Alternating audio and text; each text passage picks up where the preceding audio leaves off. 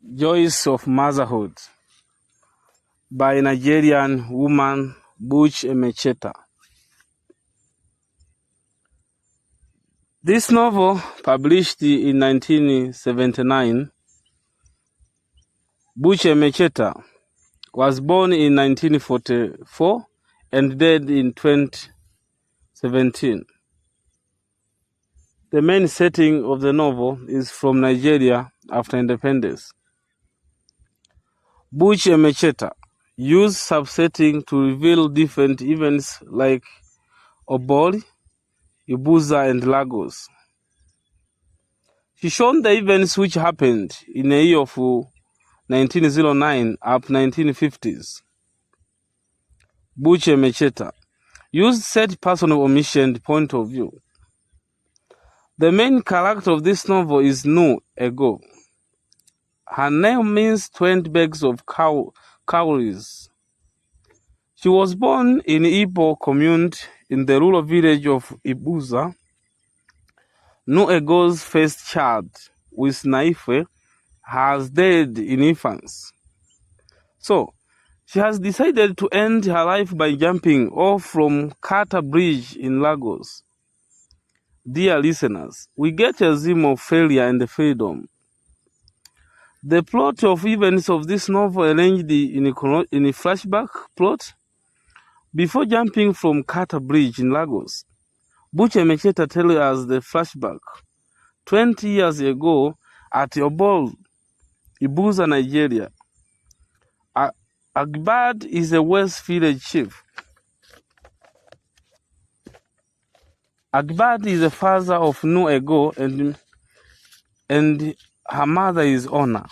But after a year, Ona dies in childbirth. So Nu Ego is the sole surviving child of Agbad and Ona. Nu Ego grows up among street traditions of Igbo culture. 16 years later, she is led to Mel. Dear listener, we get a theme of early marriage. Nu Ego betrothed to a man named Amatoku, but failed to provide him with children. In her culture, girls' sole purpose in life is to bear children, especially sons.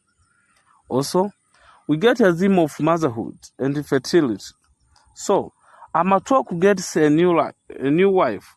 Once this new wife's infant son cries in hunger and out of desperation, Nu Ego begins pleased feeding him. Amatoku beats her severely. We get a theme of wife beating. Also, we get family conflict between Nu Ego and Amatoku. Nu Ego infant's dreams of babies in danger or children being taken away by her chi. She even thinks of kidnapping Amatoku's son and raising him alone in peace. Eventually, Nu Ego and Amatoku get separated again. Her father, Agbad, remarries his daughter, Nu Ego, to Naife from far and urban Lagos. Nu Ego moves to Lagos and lives happily with her husband. Naife is the landman for the mayor, a British couple. We get a theme of colonialism. She gets pregnant and gives birth to a son. She also starts her own business, selling cigarettes beside the road. However, her happiness does not last long, and Ngozi dies soon on the bed. So, she decides to end her life by jumping off the Kata Bridge. However, Nwankusol, an Igbo man, saves her. Nu Ego gradually and painfully recovers from Ngozi's death. Eventually, she gives birth to a son named Oshia. Nu Ego realized that until now, she was trying to be a traditional Ibuza woman in a modern Lagos setting, which caused by death of Ngozi. Naife is out of job. He gets another job far from home, working for a group of Englishmen. While Naife is away, British soldiers enter Nue goes one-room house in Yaba compound and ordered her to vacate it immediately. She rents a shabby room and gives birth to a son, Adim, the second child. We get a theme of brutality. When Nue decides to sell cigarettes again, her husband returns with a lot of money. Naife brothers dies in Ibuza. This means Naife will inherit all of his brother's wife, but only one will come to live with him in Lagos. Adaku, the youngest wife, arrives with her daughter. She brings tensions in the family. We get a theme of widow inheritance. Example, Naife. Nuego gives birth to twin girls named Taiwo and Kehinde, third and fourth children, while Adaku's son from Naife dies after birth.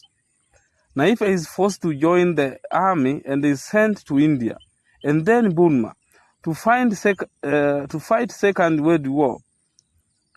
In the absence of Naife, she takes her family to Ibuza, where her father, Akbar, is on his deathbed.